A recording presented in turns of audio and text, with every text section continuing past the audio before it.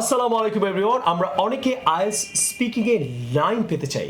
9 কিভাবে পাবো সেটা নিয়ে আজকে আমি ভিডিওটা বানাতে যাচ্ছি। সো আপনি ভালো করে কোয়েশ্চেন আনসার সেশনটা দেখবেন এবং এরপরেই আমরা যেটা করব যে এখানে কি স্ট্রাকচার, কি ওয়ার্ড, কি ধরনের ফ্লুয়েন্সি, কি ধরনের আপনি কথা বললে, কিভাবে বললে আপনি আইএলটিএস স্পিকিং এ 9 পাবেন, পুরো ভিডিওটা আপনাদেরকে ইনশাআল্লাহ অনেক বেশি সাহায্য করবে। সো সবাই পুরো ভিডিওটা দেখবেন।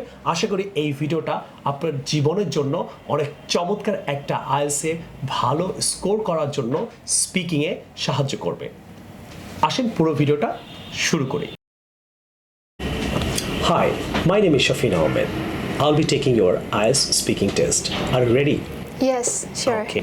So first question, what's your full name? My name's Ankon Siddiqui. Please call me Ankon. এখানে দেখেন অঙ্কন যেটা করলো মাই নেম ইজ না বলে মাই নেমস বললো, এতে ফ্লুয়েন্সি অ্যান্ড গ্রামারের লেভেলটা এক্সামিনার বুঝতে পারলো। May I see your identification please? Yeah, sure. Here you go. My passport that I used for a few weeks ago to register in IELTS exam. Okay, এখানে here you go আনসারটা তুমি তিনভাবে বলতে পারো। Here you go, here you are, here it is. Okay, so best হয় আপনি যদি সুন্দর হয় আপনি যদি বলেন here you are. Okay, so অনেকে বলে হেয়ার ইট ইজ, অনেকে কথাও বলেন। নো, আপনি কিন্তু আইএলটিএস স্পিকিং টেস্টটা দিতে গেছেন কথা বলার জন্য। সো আপনি কথা বলবেন, এমনি দেবেন না। হ্যাঁ, আপনি বলবেন হেয়ার ইউ আর স্যার, একটু হেসে বলবেন here you are, here you go, here it is. Please, একটু প্লিজ বলতে পারেন, রাইট? তো তুমি আমাকে আবার দাও। Here you are, my passport. Please have a look. Okay, that's fine. Where do you live? I live in Dhaka, Mirpur 11 to be more exact, with my family in a 3-bedroom house. Okay, so এখানে দেখেন আমরা অনেকে বলি I live in Dhaka বলে আনসারটা শেষ করে দিই। এখানে অঙ্কন যেটা করলো, অঙ্কন কোথায় থাকে এবং I live in Dhaka at Mirpur না বলে I live in Dhaka Mirpur to be more exact, মানে আমি ঢাকা মিরপুরে থাকি। আমরা কিন্তু এইভাবে অনেকে বাংলায় বলি কিন্তু ইংরেজির এক্স্যাক্ট ট্রান্সলেট করতে পারি না। সেকেন্ড, ও কী ধরনের বাসায় থাকে সেটাও বললো এবং এখানে কয়টা বেডরুম সেটাও কিন্তু ক্লিয়ার করলো। সো আনসারগুলো শর্টকাট না করে পার্ট 1-এ আপনি একটু এক্সটেন্ড করে করার চেষ্টা করবেন। Do you have any hobbies? Yeah, sure. I have a couple of different hobbies. Like I like singing. At the same time, I love to cook. ওকে, এখানে দেখেন অঙ্কন যেটা করলো, ও কিন্তু বলি নাই আই লাইক সিঙ্গিং, ও কিন্তু আই লাইক সিঙ্গিংয়ের সাথে অ্যাড করলো একটা কানেক্টরস অ্যান্ড বলে আরেকটা হবির কথা এখানে অ্যাড করলো। ওকে, এবং এতে তার আনসারটাও বেশি বলতে পারলো, কানেক্টর এক্সামিনার বুঝতে পারলো এবং তার ফ্লুয়েন্সিটাও বাড়লো বেশি বলার কারণে। আপনারা একটু এক্সটেন্ড করার চেষ্টা করবেন। Let's talk about numbers now. Do you have any favorite numbers? Certainly, the number I favor most is the number 13. Okay. Yeah. Next question. What are some important numbers for you to remember? Well, there are some numbers, crucial numbers we have to remember, as like our house number, our cell phone number, and sometimes the security numbers. দেখেন এখানে অঙ্ক যেটা করলো important number কিন্তু বলতে পারতো। Important number বললে ওয়ার্ডটা কি বলছো? Crucial.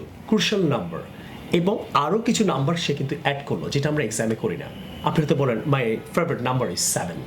এই ফেভারিট নাম্বার 7 না বলে আপনি আরও কয়েকটা নাম্বারের কথা বলতে পারেন এবং একটা ভালো ওয়ার্ড ইউজ করতে পারবেন। আবার বলছি, আপনার ওয়ার্ড ভালো হতে হবে, ফ্লুয়েন্সি থাকা লাগবে, প্রোনাউন্সিয়েশন ভালো হতে হবে, আর grammatical range of structure should be good. So next কোয়েশ্চেনে যাই। How do numbers affect in our lives? Well, I suppose numbers have a lots of impact in our daily life. We use numbers to know the time. At the same time, we use the number to quantify our whole world. এখানেও দেখেন ওর নাম্বারকে কিন্তু explain করলো যে নাম্বারটা কীভাবে আমাদের লাইফে কাজে লাগে এবং ওর উচ্চারণটা আপনাকে খেয়াল করতে হবে। আপনি কিন্তু অনেক ফ্লুয়েন্সি থাকার দরকার নেই, অনেক ফ্লুয়েন্টলি বলার দরকার নেই।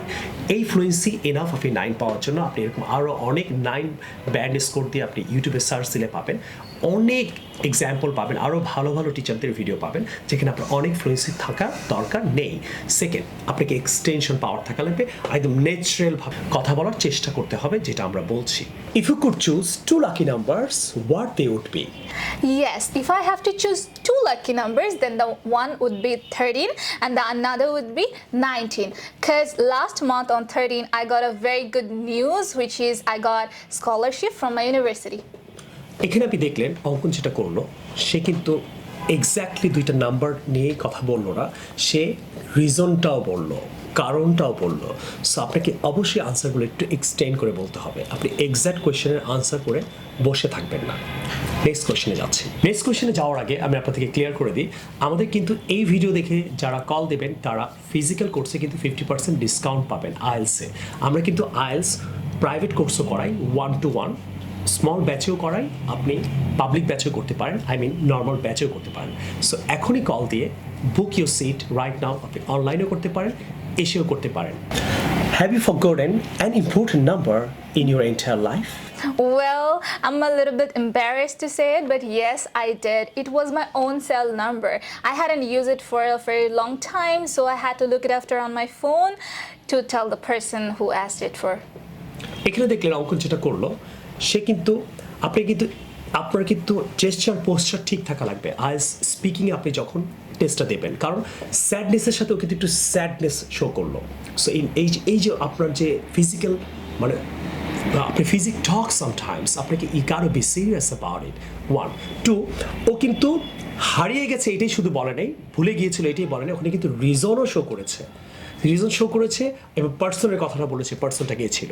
সো এই ক্ষেত্রেও কিন্তু আপনাকে একটু খেয়াল রাখতে হবে। That was the end of IELTS Speaking Part 1 section. Now I'll be asking her some questions in Part 2. I hope you will like this video. And আপনাদেরকে আমি আবার বলছি, আপনারা যখনই IELTS Speaking Part 1 দেবেন, আপনি অবশ্যই আপনার fluency level, your words, your pronunciation and your grammar, you got to be serious about these 4 sections. So whoever is watching my video, you have to work on your fluency, your vocab, your pronunciation and your grammar, range of structures. You got to show off to examiner. That was the end of part 1. এখন আমি অঙ্কনকে Q কার্ডের উপরে একটা topic থাকবে, 3-4টা question থাকবে। এই part 2তে তাকে 2 minute at a time বলে যেতে হবে এবং প্রতিটা কোয়েশ্চেনের আনসার সে কভার করতে পারছে কিনা, তার ফ্লুয়েন্সি লেভেল কি, তার গ্রামার কি, তার উচ্চারণ কি, তার ভোক্যাব কি, সেটা আমি শুনবো অ্যান্ড অঙ্কনকে কমেন্ট করব। আশা করি আমাদের সাথেই থাকবেন। So let's start part 2. So now I will give you a topic with some questions. You have to answer 2 minutes at a time. So if you would like to make some notes, you can make some notes right here. Okay. IELTS স্পিকিংয়ে examiner কিন্তু ওকে questions করবে না part 2তে specially. তো এই part 2তে আমি তাও কোয়েশ্চেন্সগুলো আপনাদেরকে পড়ানোর জন্য, বোঝানোর জন্য আমি ক্লিয়ার করছি। এখানে হলো টপিক হলো talk about an event that you can organise to help people. একটা ইভেন্ট নিয়ে কথা বলতে হবে যেখানে ওই ইভেন্টে সে কিছু মানুষকে হেল্প করতে পারে এবং এটা কীভাবে অর্গানাইজ করবে, দিস ইজ দ্য টপিক। এখানে 4টা কোয়েশ্চেন আছে। What is the event, when it will be, ইভেন্টটা কি, কখন হবে, এটাও কিন্তু ওর আনসারে থাকা লাগবে। Next, who would you like to invite, আপনি কাকে কাকে ইনভাইট করবে, ওর আনসারে কিন্তু এটাও থাকা লাগবে। And how could you help the people through organising this event. এখানে আপনাকে অবশ্যই পার্ট 2তে আনসার করার আগে আপনি প্রতিটা কোয়েশ্চেনের আনসার করতে পারছেন কিনা এটা কিন্তু অনেক ভালো করে আপনাকে খেয়াল করতে হবে।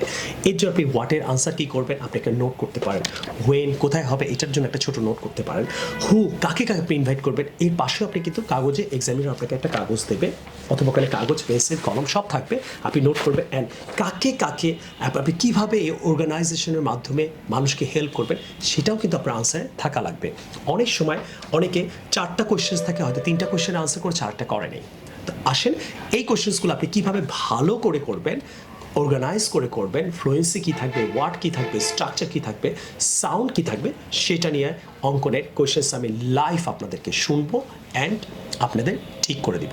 So let's start. এখন Ankan, you can make some notes if you really want to. Here you are. Thank you. Talk about an event that you can organize to help people. Well, after some consideration, the event I'm likely to organize is a soup kitchen. What I mean by this is a large banquet with full of nutritious food and healthy food for the people who are starving and hungry. And as I have mentioned before that I love to cook, so I'll cook some tandoori and my special naan roti for them. And this event I would like to organize organize this event in the summer situation, summer weather, so that the people who are starving for the drought situation and they are not having proper food, and at the same time I'll need some chefs and some volunteers to help with me, and they will serve the food, and the chefs will make all the foods in that time. And this how our community can get together and they can maintain a good relationship with us. And this if we continue this practice, then the destitute level of our society, they can have proper food, proper nutrition, and at the same time we can get together, our relationships, our bondings can be more stronger, and that's how we can help our society. And it's not the only event we can do. There are a number of events, different events we can organize, as like we can organize event that is for just cleaning up our society, picking up garbages here and there and putting it in a right place. And that's how the young generation who can help our society, they can get involved in good works, they can volunteer, even they can volunteer in some hospitals as well. I did some volunteering in a hospital for a couple of days, like looking after the elderly people. At the same time I told them when to take their medicines and so on. And this how I just did a lot of events. That was wonderful. এখানে অঙ্কনে আপনি একটা জিনিস খেয়াল করলেন যে ও কিন্তু fluently, আপনি যদি আইএলটিএস 9 পেতে চান আপনার কি লেভেল অফ ফ্লুয়েন্সি থাকা লাগবে সেটা কিন্তু অঙ্কনের এক্সাম্পল থেকে আপনি বুঝতে পারছেন। আপনি এই লেভেল অফ ফ্লুয়েন্সি যদি আপনার মধ্যে থাকে তাহলে আপনি অবশ্যই 9 অ্যাচিভ করতে পারেন। এখন আমি দেখাবো যে অঙ্কনের ওয়ার্ডস, গ্রামার এগুলো কেমন ছিল, কি কারণে আমি তাকে স্পিকিং পার্ট 2তেও 9 দেব, 1এও 9 দিলাম, 2তেও কেন আমি তাকে 9 দেব সেটা নিয়ে আমি কথা বলবো। সো এখানে দেখেন ও কিন্তু লাইকলি ইউজ করেছে প্রথমে, আপনি হলে বলতেন I want to, right. Second যেটা করেছে নিডি, আপনি হয়তো বলতেন পোর বলতেন, আপনি খুব বেসিক স্ট্রাকচার ইউজ করে ফেলেন। সো নিডি জায়গায় আপনি কি বলতে পারেন, পোর বলতেন, এখানে কিন্তু অঙ্ক নিডি বলেছে। সেকেন্ড যেটা হলো স্যুপ কিচেন কি, স্যুপ কিচেনটাও কিন্তু এক্সপ্লেইন করেছে। আপনারা অনেক সময় কিছু বলেন কিন্তু ক্লারিফাই করেন না, এক্সপ্লেইন করেন না, সেটা কিন্তু অঙ্কন এখানে করেছে। এখানে কিন্তু ও আই মিন টু সে, কি বুঝাইতে চাচ্ছে আই মিন, সে কিন্তু সেটা ক্লিয়ার করেছে এক্সামিনারকে। তারপরে সে যেটা করেছে সে কিন্তু হু ইউজ করেছে, স্ট্রাকচার। আপনাকে কমপ্লেক্স কম্পাউন্ড সেন্টেন্স সম্বন্ধে ধারণা থাকা লাগবে, আপনি হয়তো হু ইউজ করতেন না। দ্য পিপুল আর হাংরি, আপনি বলতেন they are hungry, those people are hungry, আপনি হু, হুইচ, হোয়েন, আপনি দ্যাট, এগুলো আপনি এই কানেক্টরসগুলো, কমপ্লেক্স কম্পাউন্ড সেন্টেন্সগুলো আপনাকে ইউজ করতে হবে আপনি যদি আইএলটিএস স্পিকিং অ্যান্ড রাইটিংয়ে, স্পেশালি অ্যান্ড স্পিকিংয়ে আপনি যদি ভালো স্কোর করতে চান। এখানে পার্ট 2তে আপনি দেখতে পারলেন যে অঙ্কন কিন্তু চমৎকার কিছু অ্যাডভান্স ওয়ার্ড ব্যবহার করেছে। সেকেন্ড, ভ্যারাইটি অফ স্ট্রাকচার কিন্তু ইউজ করেছে, যেটা আপনারা অনেকেই করেন না। অনেক কানেক্টরস ইউজ করেছে, এই কানেক্টরসগুলো আপনাকে ইউজ করতে হবে। অ্যান্ড ওর ইনফরমেশনকে, ওই এক্স্যাক্ট ইনফরমেশনের পাশাপাশি আরও কিছু ইনফরমেশন অ্যাড করেছে, সেটাও আপনাকে পার্ট 2তে খেয়াল রাখতে হবে। এখন আসেন আমরা পার্ট 3তে, এক্সামিনার অবশ্যই কোয়েশ্চেন্স করবে 5 মিনিটসের মতো। পার্ট 1 প্রায় 5 minutes, part 2 2 minutes, 1 minute okay note করার জন্য টাইম দেওয়া হবে, and part 3ও about 5 minutes.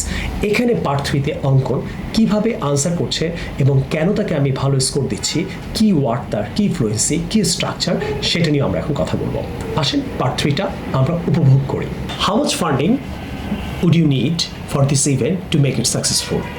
Well, if I have to estimate, then it will take at least 1 lakh to 1.5 lakhs taka. Yeah. So এখানে দেখলেন যেখানে একটা ওয়ার্ড ইউজ করলো, advance word, এখানে হলে আপনি হয়তো এই ওয়ার্ডটাকে ইউজ করতেন না, রাইট? এবং একটু এক্সটেন্ড করে কিন্তু সে বললো। নেক্সট কোয়েশ্চনে যাচ্ছি, what are ways that people can help our community to make it better place? Well, there are so many different ways that people can adopt to assist our community.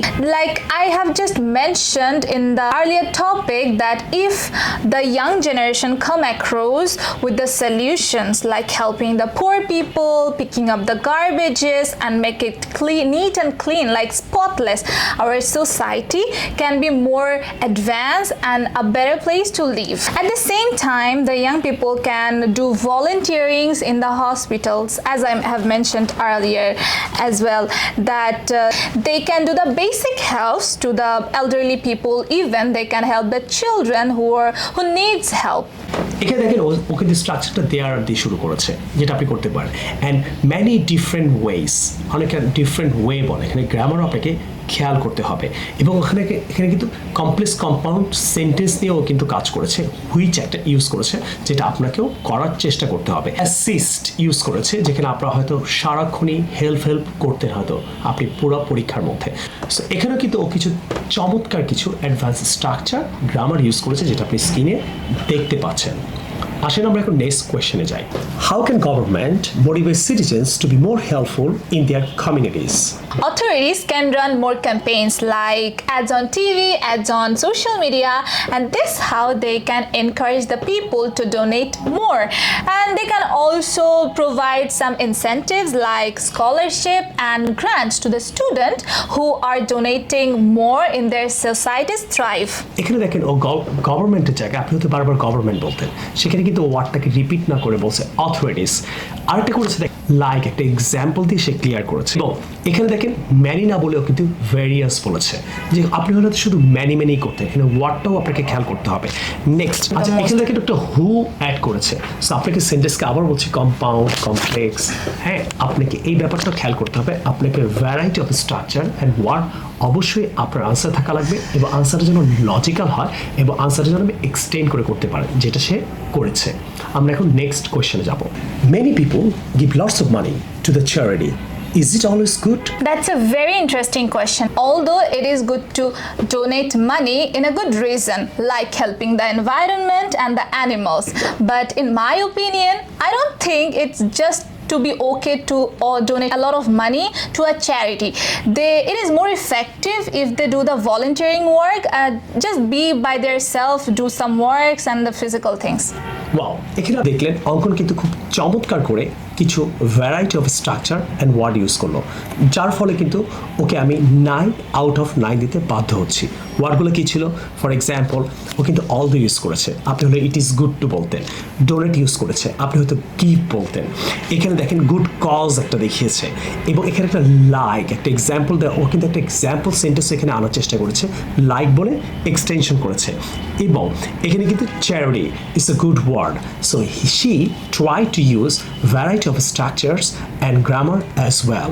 And আপনি যখন আইএলসে অবশ্যই ভালো করতে যাবেন, you need to use variety of structures and your words as well. But আপনাকে প্রতিটা structure and ওয়ার্ডের ব্যাপারে খেয়াল রাখতে হবে যে এটার উপর আপনার গুড কন্ট্রোল আছে কিনা। গুড কন্ট্রোল মিনস আপনি এই স্ট্রাকচার অ্যান্ড ওয়ার্ডের আপনি প্রপারলি কোন জায়গায় কোথায় ইউজ করতে হবে সেটা আপনি জানেন কিনা। আশা করি আজকের ভিডিওটা আপনাদের অনেক বেশি ভালো লাগলো। আমি চেষ্টা করেছি যে আপনি কিভাবে আইএলটিএসে 9 আউট অফ 9 পাবেন স্পিকিংয়ে, এই ব্যাপারটা ক্লিয়ার করার জন্য। আর ক্লিয়ার করার জন্য আমি শুধু কোয়েশ্চেন আর আনসারই করে যাইনি, অনেকেই এই ধরনের ভিডিওগুলো বানায়। আমি কিন্তু প্রতিটা কোয়েশ্চেনে কেন তাকে আমি ভালো স্কোর দিচ্ছি, কিভাবে সে এক্সটেন্ড করলে আপনি স্কোরটা পাবে, কোন ওয়ার্ডটা ইউজ করলো, কোন আনসারটা ইউজ করলো, কিভাবে আইডিয়া জেনারেট করলো, এক্সটেন্ড করলো, গ্রামাটিক্যাল রেঞ্জ অফ স্ট্রাকচার, সব কিছু নিয়ে আমি কথা বলার চেষ্টা করেছি। So dear brothers and sisters, আপনি যদি আইএলটিএসে সত্যিকার অর্থে ভালো স্কোর করতে চান, আপনাকে প্রতিটা question you got to be serious about all the questions answered properly, how she answered in every single question I asked her, like ওয়ার্ডস কী ছিল, স্ট্রাকচার কী ছিল, প্রনাউন্সিয়েশন ছিল কি, এবং সে কীভাবে এক্সটেন্ড করলো। You got to be serious about it. If you really want to do well in the IELTS final speaking test, you got to be serious about this video. If you really like this video, share it on your Facebook to help your other friends to get good score in the IELTS final test. I will see you in the new video some other time. Take care. Allah Hafiz. Thank you, Ankon, for joining me to make this video successful. You're welcome, sir. So I will see you in the new video with some different students in the long run as well. So আপনারা যারা IELTS করতে চান আমাদের এখানে অনলাইনে করতে পারেন এবং এসেও করতে পারেন। আর এই ভিডিওতে আমরা 50% অফ দিচ্ছি সবার জন্য। I will see you in the class. Bye bye. Take care. Allah Hafiz. Assalamu alaikum.